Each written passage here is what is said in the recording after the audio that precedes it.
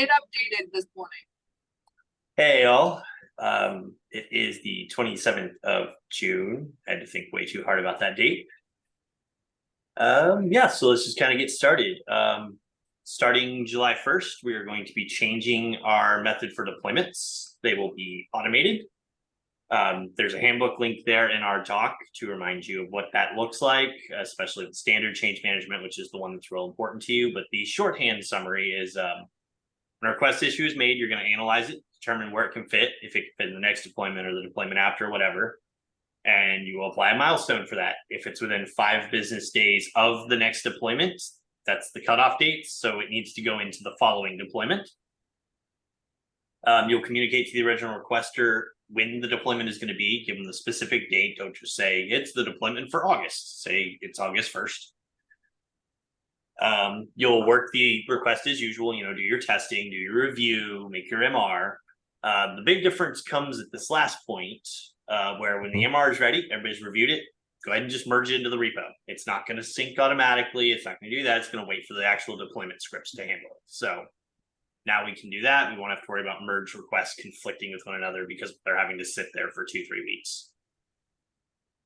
I have a question. What happens that if, for example, due to any case, the MR doesn't need to be merged and it got merged again? Is there any way to revert back a process for that?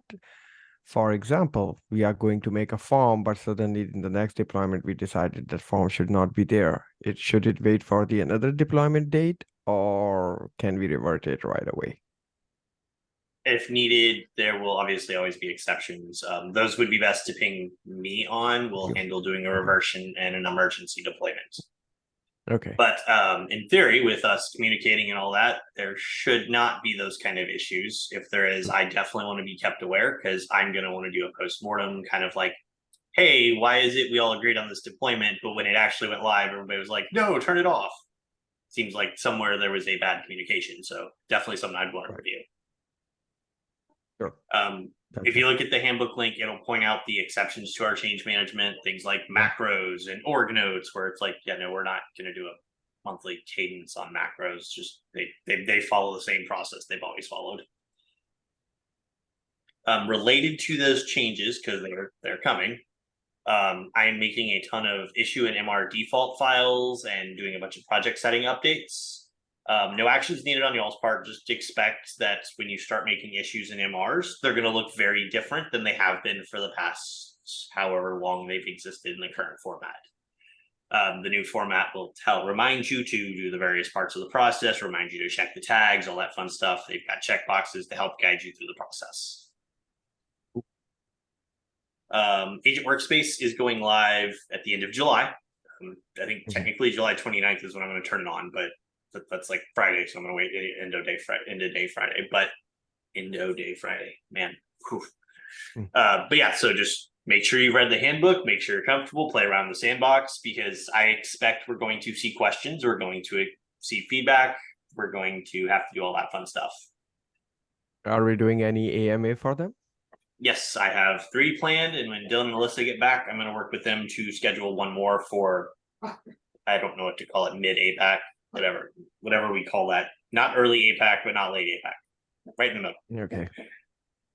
But obviously, they're both on PTO, so I didn't want to schedule it and have them both have conflicts, and then I come back going, I guess I now have to do an AMA at 3 in the morning. So I'm waiting for them to come back to finalize that before we actually put that in there. Lyle's going to start announcements in July. He'll do one company-wide mid-July, and then one company-wide the week of.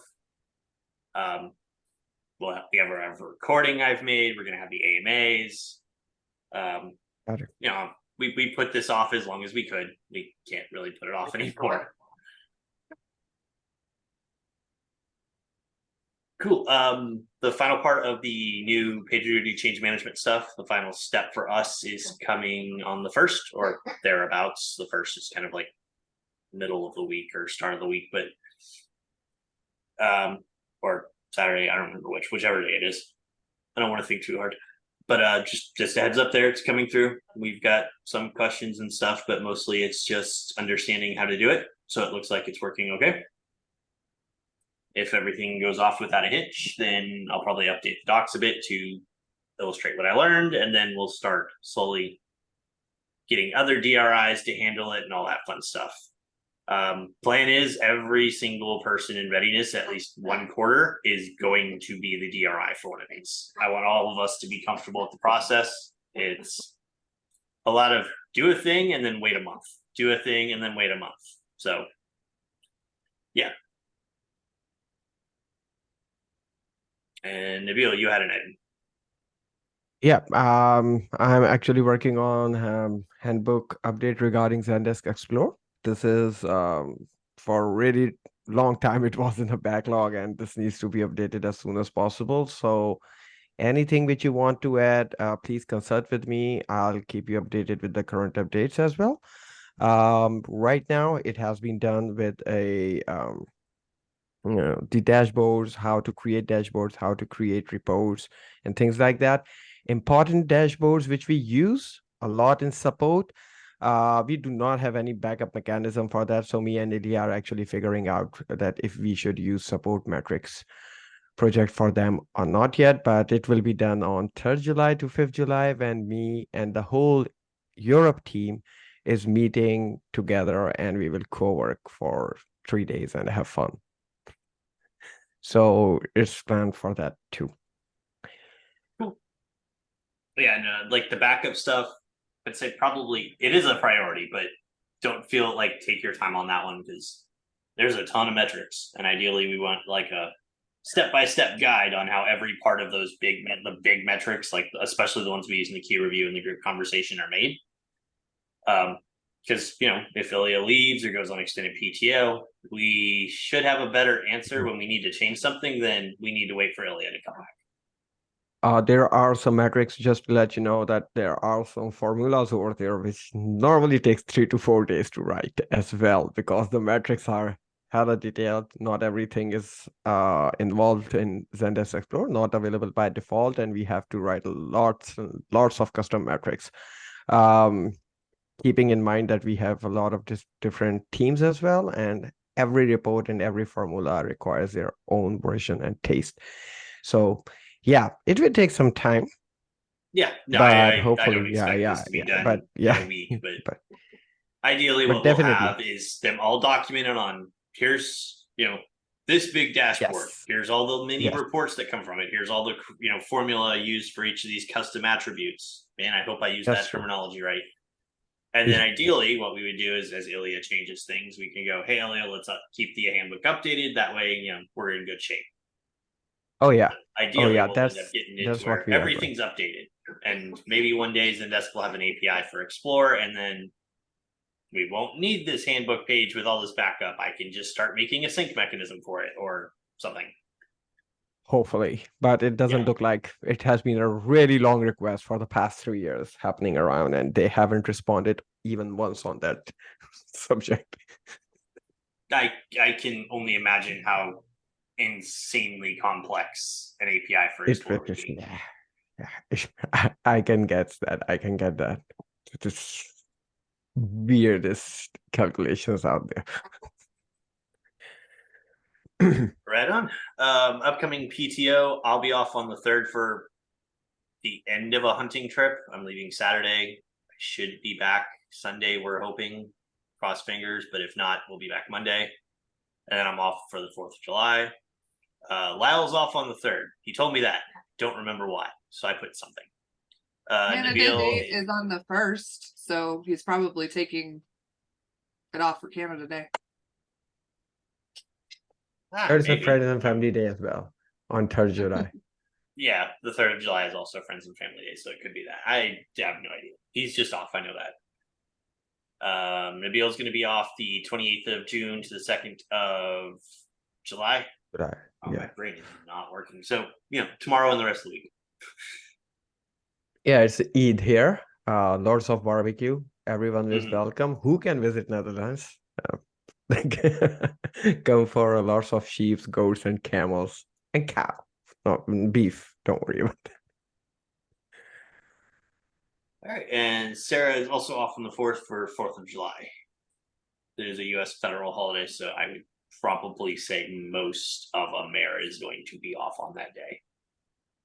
EMEA might be too. I have a suspicion 4th of July will be a day where everyone will be Yeah. busy because from 3rd to 5th I will be busy with EMEA team event.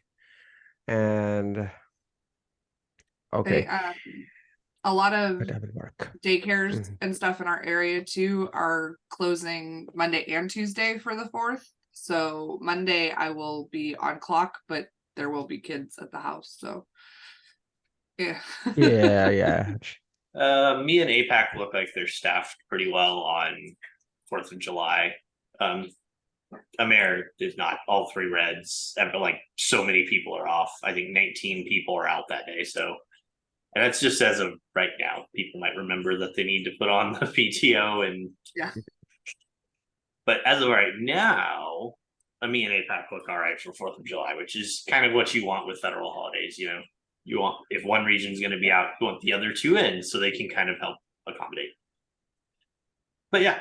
I'm actually not sure if EMEA, because half of the EMEA will be not in their normal places and they will be visiting a lot of places as well. So I'm not sure if they have put that in on the calendar that they will be with the limited availability. I mean, in Not certain theory, about it. the theory. the get together shouldn't impact anybody's work. True. That's just We like will be when we do working. the contribute or commit or whatever name it has in the past. Yes, a lot of people are in a very different region. It does not change what we actually have to do, especially for support and readiness and SREs who, we kind of can't just all be off. At the same time. I would love to watch all of support just be off for one day and be like, let's see what happens. Christmas. Everyone's off. Incorrect. But we I have worked still every 2 Christmas. people. Yeah, no, I've worked every Christmas that we've had it since I've been here.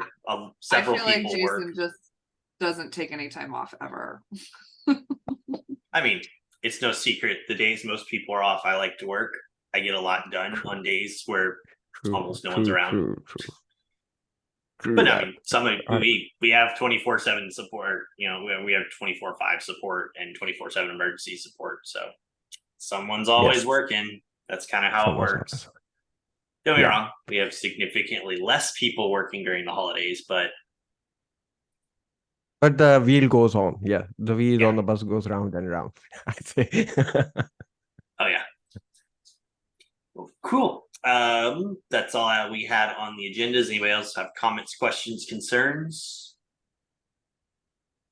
Nope, I just have the thing regarding this deployment method. I need to read the handbook pretty in detail and figure out that how it will work, because again, I want to see how it practically goes on, and then we will figure out that the handbook links to the source code, and I painstakingly noted the source code line by line by line. So yeah, it is an iteration. I don't like what I did there. I'd prefer to probably use RubyDoc or something like that. Sorry, RubyDoc. Combining 2 different tools. But for now, what I did with the comments will work until I figure out a more scalable, better solution for our scripts and like stuff like that.